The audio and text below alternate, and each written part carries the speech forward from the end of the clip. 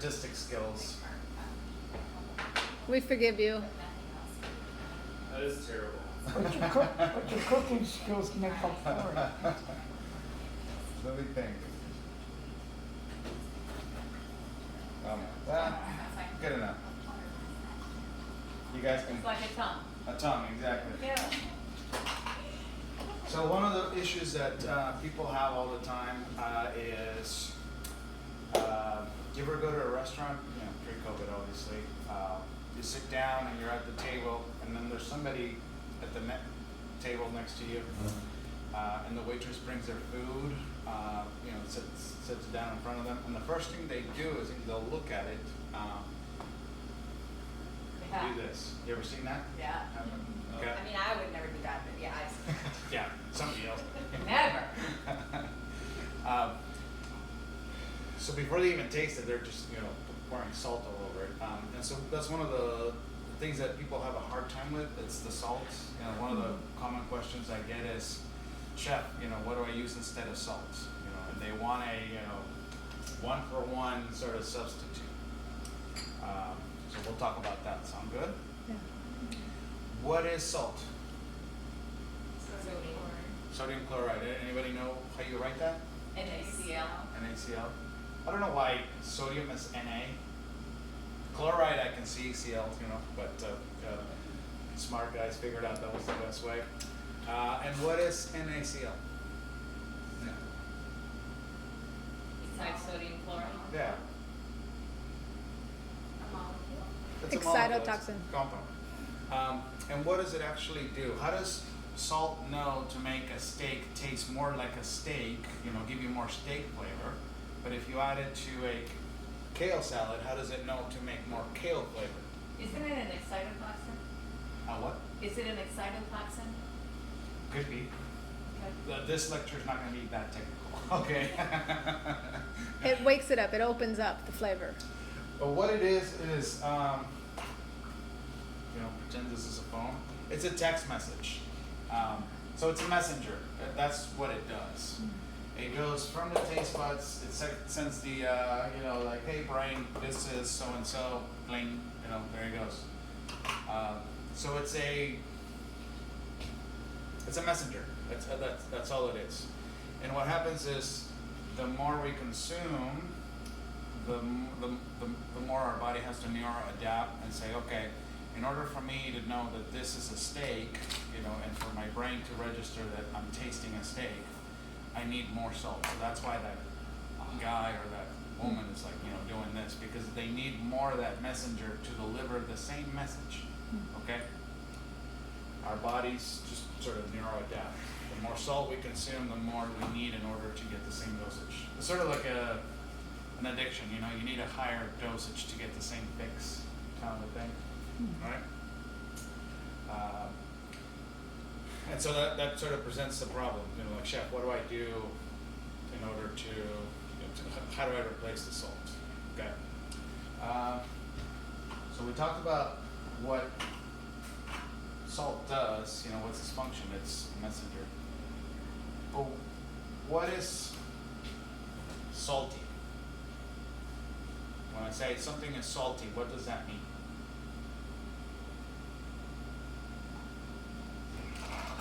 We perceive it as a salty flavor. It has a taste. It's 1 of 6. That's all it is. It's 1 of 6. So we can taste salty, sweet, sour, bitter. Somebody talked about this earlier. Umami. Okay. Everybody know what umami is? Yeah. Umami is a flavor that we recognize. It's that earthy flavor. Like other people call it savory. But think of like mushrooms, a very sort of earthy flavor. Quinoa, you know, that sort of grassy kind of flavor that you get from quinoa, or like a red rice type of thing. So umami is the other one. There's another one that's called astringent, but that one gets a little odd. although not a taste bud that we have, spicy. We also recognize spicy as a flavor. Okay, although that's more of a reaction to the capsicum, I think it's called. Okay, so it's the ingredient in bell peppers and spicy peppers. Okay. Now this is not geographically correct. Okay, this is not where the spicy and the umami is in our tongues. Okay, that's just I'm just putting it out there. Okay, so salty is just one of 6.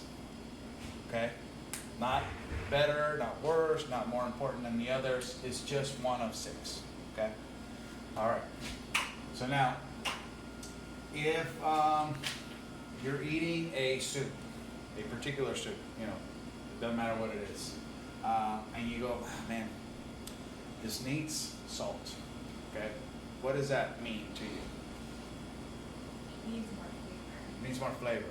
Okay, but what else could you sort of interpret that as? Bland, Bland, meaning that you are understimulated?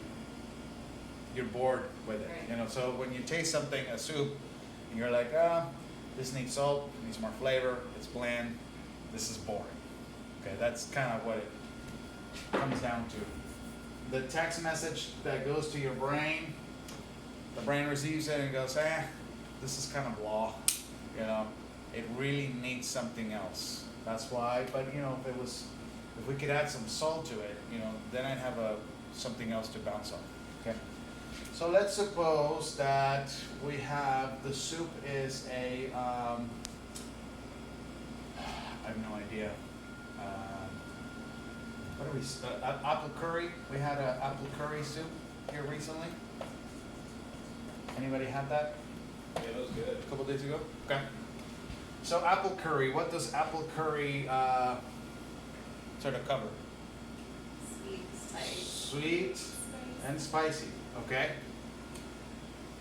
As you taste that soup, there's only 2 possible combinations. If you're thinking apple curry and nothing else, there's only 2 possible combinations that you could go with. Okay, so let's give these numbers to make it a little easier. So 1, 2, 3, 4, 5, 6. So my combinations are sweet and spicy. So as I taste this, I could go 2-6, or I could go 6-2. Okay, as you're eating those spoonfuls of soup, the text messages go to the brain, and the brain can only interpret this as 2-6 and 6-2, because that's the only flavor combinations that there is. Everybody follow me on that? Is that clear? Okay. Now what that soup had, which I did not advertise, was also some vinegar. There was some rice vinegar in there, okay? And although you didn't taste it, it was there. So we added a sour component to this, okay? Now check this out. When we add a extra flavor profile in there, our brain goes, okay, so this could be a 2-3-6. It could be a 2-6-3. It could also be a 3-2-6. It could be a 3-6-2. It could be a 6-2-3 or a 6-3-2. Okay? Those would be the flavor combination sequences that your brain could register once we add that third ingredient. Okay? So we go from a mere 2 to 6. Okay, just by adding that one more ingredient. Okay? If I had decided to add some, which we didn't, but let's say I added some like roasted mushrooms as part of the sort of the garnish for the soup. We add a 4th ingredient. I'm not going to write them all. It turns out that it's 24th. Okay? So when you're tasting something and you go, okay, this needs a little salt, you know, it's kind of boring. There's not enough flavor. All that means is that your body's not entertained, your brain is not entertained, okay? But you could entertain it with that salt by adding one of the other flavor profiles, okay? And you go from 2 flavor sequences to 6 to 24 to 120 before we could even get to the salt, okay? Those would be the flavor sequences in your brain. Okay, so that's how you can entertain your palate, and your brain without going into the salty part. Okay, it's pretty simple. Yes, sir. Well, would you ever want to combine, like for example, all 5 except salty? Then Yeah, you could, and just because we want to stay away from salt doesn't mean we don't use salty items. You know, we can certainly use the Swiss chard, spinach, celery, yellow beet, or beet greens in general are the saltiest thing that I know of. So you could add the salty, okay?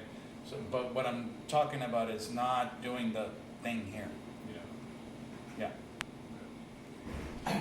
Why avoid salt? That is, what are the elements that make salt bad? We don't want to avoid salt. We want to avoid refined salt. Okay. Okay.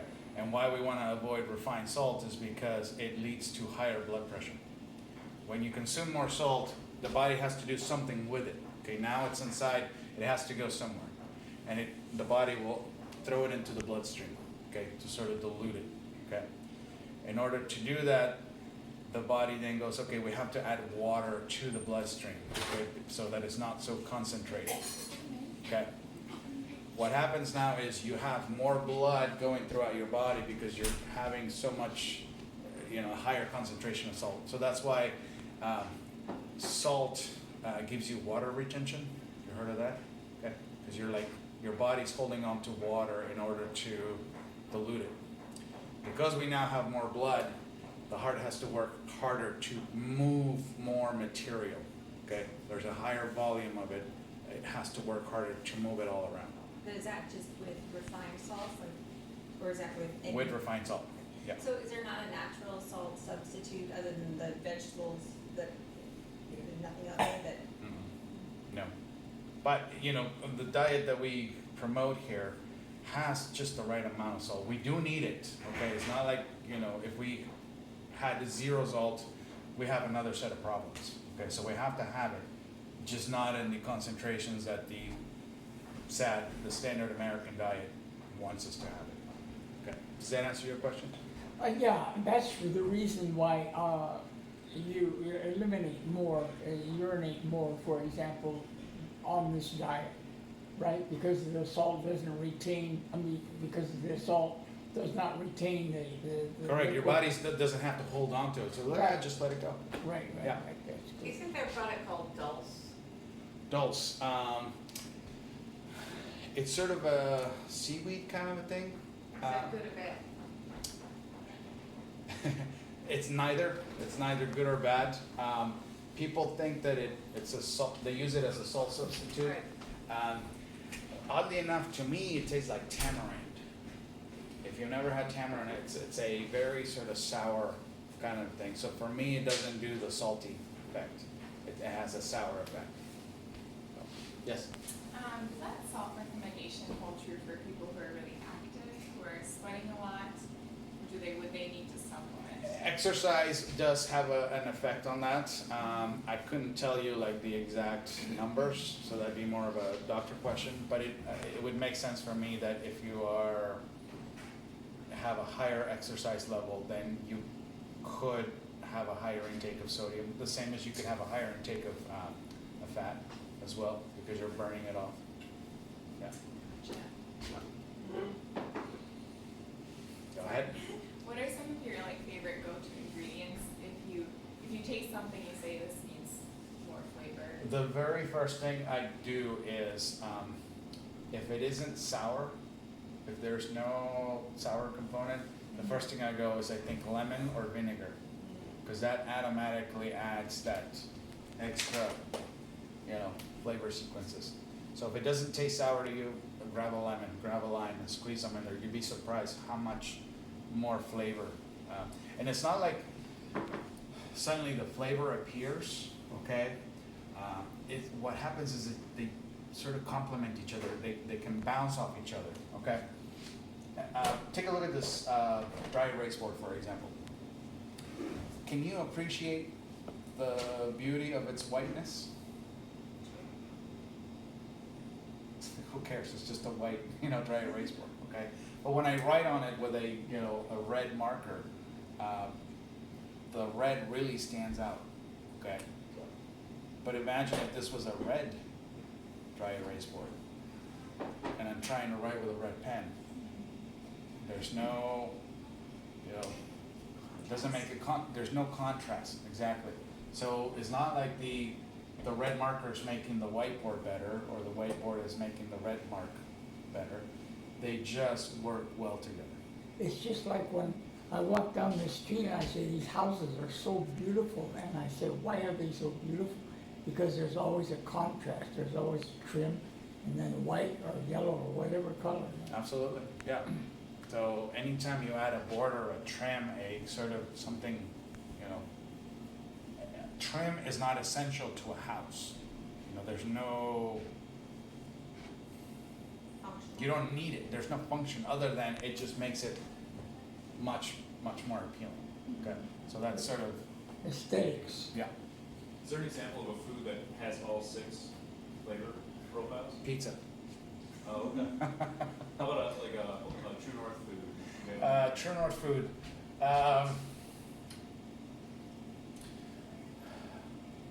Probably not, because I don't get too much into the spicy thing by Dr. Goldhammer's sort of guidelines. Yeah. Truthfully, 3 or 4 flavor profiles in a dish, it's a good spot. Once you start getting to the 5 or 6, it can get too complicated, too much. I don't know if you've ever had a thing where you taste something and it's like, yeah, this is good, I just don't know what the hell I'm eating. There's so much. So it's not a requirement that you check off all the boxes.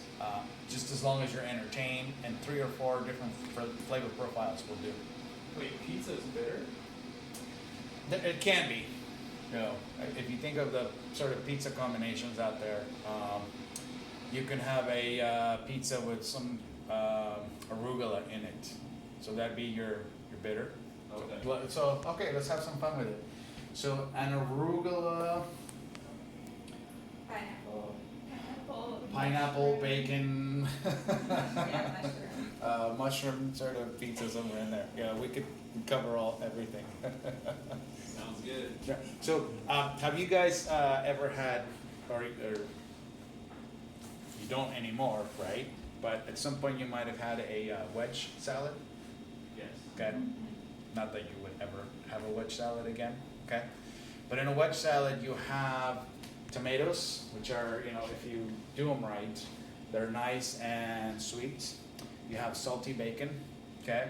You have that blue cheese, which is sort of in the bitter sort of realm, kind of a thing. And you have the iceberg lettuce, which, if done right, has a sort of umami, very slight, but it has sort of a not herbal, but like grass kind of a thing. That's why wedge salad works so well, because it has different flavors sort of coming together, and the contrast just works really nice. Really. Okay. Yes. I have a question. If I eat a lot of salads, like if that's my whole meal, I can be satiated because it's a lot, right? But I feel like, I don't know, it's almost like if I don't have something cooked or something, I feel like I haven't had the heartiness. Is that the problem that people encounter when they eat salads, or am I special? That's a problem I encounter Okay. when I eat salads. Is there a way around that to help you kind of? No, I mean, my recommendation would be like, I personally could not live off, salad every single meal. Right. I'd like to have a salad often, Right. but there comes a time when the body goes, okay, give me some substance. Give me, like, I'm hungry. Not, I just need some food to chew on. I need to feel satisfied. So that's more of a calorie issue than a flavor Probably. or other combination? Yeah. I add avocados and nuts and seeds to the salad, and that makes it more that makes it more satiating. So it's a satiating kind of thing. Like when we wake up in the morning, not every morning are we equally hungry. You know, there are days when you're like, I need food. Not just breakfast, I need food. Okay, so that's more of a calorie. What about in that sense, in adding to that meal, Ezekiel tortilla, sprouted tortillas? I mean, they look really healthy. I don't know. I don't know about all the ingredients, but if you're thinking, you know, that's something you need in order to get that satiating sort of effect, Yeah. be fine. Not something we would ever serve here or say, you know, go ahead and have it, but once you leave here, Dr. Goldhammer isn't like checking up on you, you know. He doesn't have secret cameras on everybody. So, yeah, my approach here is to give you as much information as possible. So that when you're here, you taste the food, you know, I talk about food and give you the sort of tidbits, so that when you go home, you take what is useful to you in your particular situation. Because we all have different lives, we all live, you know, in different areas of the country, we have different commitments, different jobs, different family members in the house, some of us have kids, some of them are single, you know, so everybody's situation is different. So take what is useful to you, and the rest either throw it away or save it for later. And so that it's really, really hard to maintain a true north diet once you guys leave. You know, I will attest to that, because when you're here, it's sort of this fantasy world. You come down, the food is all ready to go. You don't even have to clean the dishes, you just leave them there. You know, but when you go home, I'm not there with a full salad bar waiting for you as you wake up, kind of a thing. So as you know, sort of incorporate everything into your own daily life, the idea is that you do the best you can, with hopefully as much information as possible that we can give you. So, if that makes sense. Yeah? I got a lot of questions, but Yeah. why is your asparagus so delicious? Probably because we peel it. Peel it. We peel our asparagus, and so what that does is it makes them more vibrant green, more visually appealing, and then more tender as well. So, you know, texture also has an effect on how we perceive food. If it's more vibrant and, you know, softer, you're like, oh, this is way better. Although it still tastes like asparagus. You don't add any wow. No, you don't. How do you do asparagus? You have your asparagus here, and then we set it down about, you know, sort of an angle, and we just go with the peeler, and like a carrot. Wow. Yeah, Wow. it's really not that big a deal. Yeah.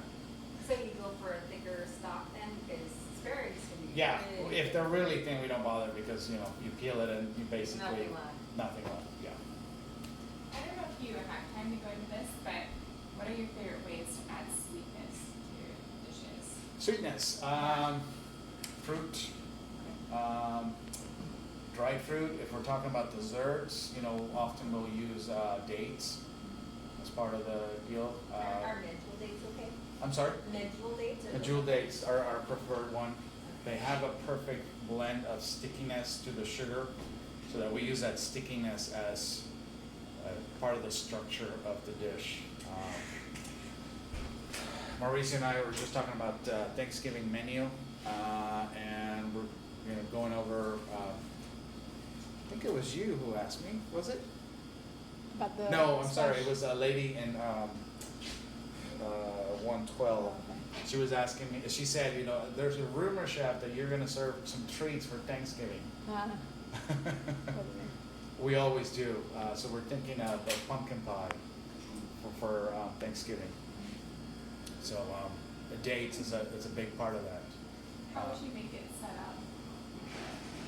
How would it set? Oh, we use agar flakes as a setter. Yeah, Sorry, what? agar flakes. AGAR. Yeah. Think of it as gelatin, non-animal based gelatin. Do you know what they're derived from? Just curious. Seaweed. Seaweed? Yeah. Whereas regular gelatin comes from hooves and ears and snouts All kind of and good stuff. chicken feet and all that other good stuff. Everything else. Yeah. All right. Great. Yeah, thank Good. you. All right, I thank have one question. Yeah. I see you use apple juice in a lot of things. Is that juice that you squeeze here? Because it looks really filtered. It's unfiltered. It's Unfiltered. Do it here? No, we use the brand that we use is currently Field Day. It's organic unfiltered apple juice. Okay. Yeah. It's a good brand. Is all the food organic? We do about somewhere in the 70 to 90+% organic. And it changes throughout the year, like summertime, spring to like early fall. That's our highest percentage of organic stuff because there's just more stuff available. As the earth sort of spins towards winter, there's just not as much available, so we dip down to about 70. And I thought there were certain things that you really didn't wanna waste your time buying organic, just, if you're trying to be cost conscious, just do how they're grown, so they've got a protective shell around them. So like, say, I don't know, coconut or something with a thick Yeah, skin, it's- you're not gonna get a lot of benefit from going organic versus. It's more about what's available to us,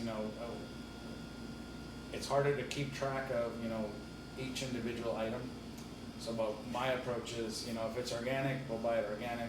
If it's not and we need it, for example, like watermelon, because we do our juicing program, I have to have watermelon here 365 days a year, regardless. And sometimes, especially coming up the next month, it starts to get kind of funky. And really the only thing that should be done with it is used for juicing, not for serving necessarily, but I have to have it. There is the occasional item like pineapples. I don't buy organic because they just don't have flavor. I don't know why the organic pineapples just don't sort of develop, so we never buy them organic. Because I could put organic pineapple out there and you guys would be like, this is terrible. So it's a sort of a balance of like, I think pineapple is a great ingredient for a lot of different things. So as for your question, there are some salads where I really enjoy adding pineapple chew, or even like entrees, where that tanginess of a pineapple really sort of fits into this kind of a thing. But if it's organic and it doesn't have any flavor, there's no use for it, so to speak. Geez, pineapple's my favorite thing here, and it's like specifically not organic. Correct. That's the same thing with papaya. Papaya, for example, even organic and sprouts, I buy it, and then sometimes it tastes like cardboard. That is correct. Yeah, papaya is also not as strict in the organic, non-organic kind of thing as a pineapple, but yeah, it kind of falls into that. But the papaya in Mexico is superior to anything. I don't know why. Even Tijuana, if you go to Tijuana, you get really good. Yeah, it's one of my favorites, and for some people, they hate it. I hate it. Yeah? Yeah. We can't be friends. Oh, Okay. come on.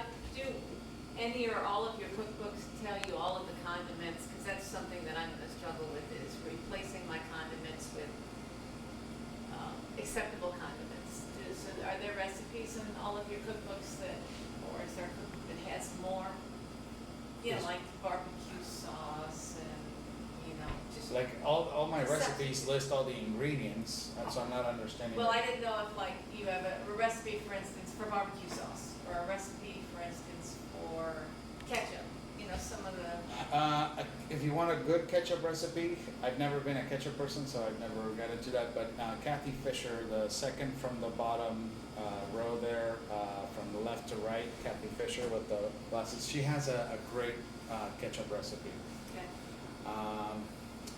We do make barbecue kind of thing here. There isn't a recipe necessarily in the books. You know that Your World products are really good too. Yeah, I haven't tasted a lot of them, but that'd be another one. Yes. So is the avoiding spice thing just more of a thing here in True North to make it more acceptable to everyone's taste? We are a fasting facility, so people coming off of a fast have a tender sort of stomach right now. And if I start adding a whole bunch of spicy food out there, it could be too much too soon. Okay. Okay. In the long run. But that's once you're out of here, as spicy as you like. There's nothing wrong with it. Okay. It's just, again, because of the fasting thing that we have, that could be a problem. Okay. So But is there, it just, I'm sorry, is it just salt or like all spices are good, or is there other spices that? no, we're talking spicy in particular. I think the Yeah. question was, is it like hot spicy? Yeah, no, I get it, sorry that I interrupted you when you were responding, but I'm just curious, yeah, is there other spices outside of salt that we should avoid?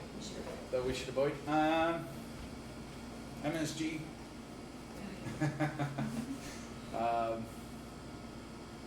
That's about it. Yeah. Oh, yeah. All right, we good? Yeah. Gotta go. Thank you. Last one. Last one. Okay, I want to ask about garlic because it's so medicinal. For me, it just takes away inflammation, cut almost immediately. Is there any way to incorporate it more into meals without having that smell that's so strong? Roast it. If you roast it, it takes away that bite, and it makes it more sweet. Does it still have the medicinal effect? I wouldn't be able to tell you that. Okay. That would be a question for Dr. Raresh, Right, probably. right, I right. can tell you. Oh, there you go. You got a question, answer right behind you. Yeah, it probably still has some benefits, up. but usually Allison I wanna sign is up. activated for blogger. Oh, sure. Let me write it down. So So what do? You